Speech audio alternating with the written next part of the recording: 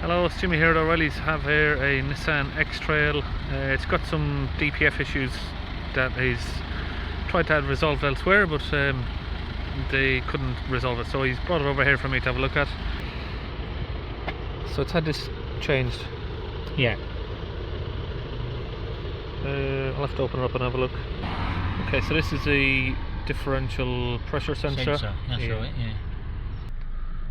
Okay, so because I've cycled the ignition off, the engine warning light's gone, but he said if you drive it for sort of 20 minutes, it goes into limp mode and you get some sort of warnings up on here. That just shows that it's not working, the thing isn't working. Cruise control, so when you try to use the cruise control doesn't work. Yeah. Okay, we're just setting up a fault code read. We have exhaust pressure sensor P0470. He said he's had a mobile mechanic change that, but that sensor that I'm looking at is not relating to this. This is also known as the upstream pressure sensor or turbo pressure sensor. This diagnostic tool is the Smart Safe. So I'll take my gloves off, it's easier to use the machine. We'll go to data stream. Are you recording? Yeah. Sorry. That's okay, you can talk. Gonna go for, let's see if we can find the exhaust back pressure sensor. Right, that's gonna be the differential pressure sensor, so no, we won't look for that. Upstream, I think it's only the Reynolds call it upstream pressure, so it's not there. Turbo charging pressure, I think it'll be that one. Speed of the engine.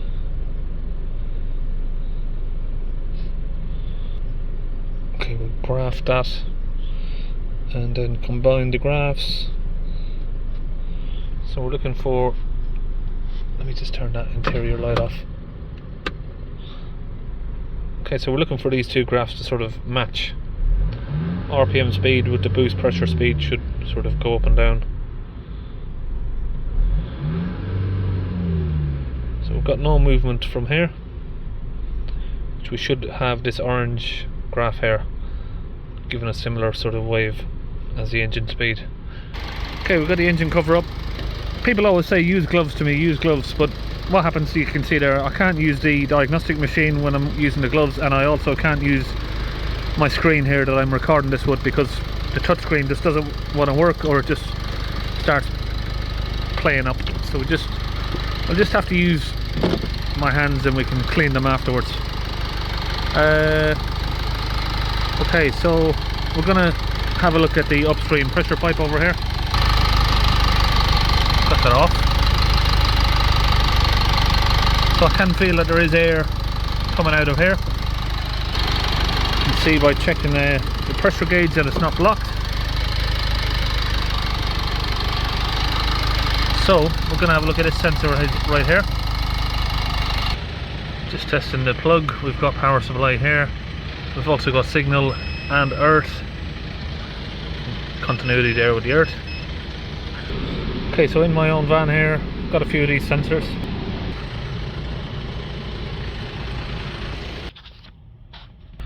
Back inside we can start it up. And we're going to check this again. Let's get that screen back to life.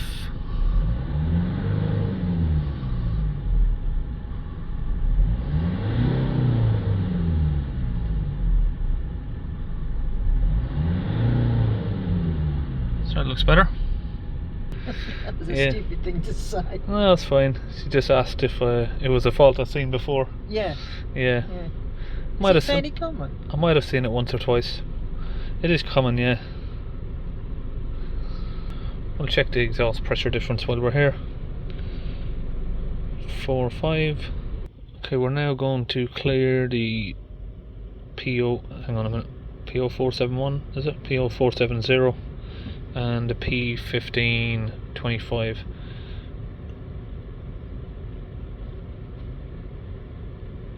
Read, no DTCs.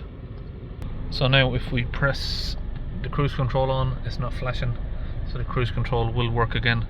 The cruise control is linked to the back pressure sensor or the DPF for some reason or another, and once one goes out the other one won't work.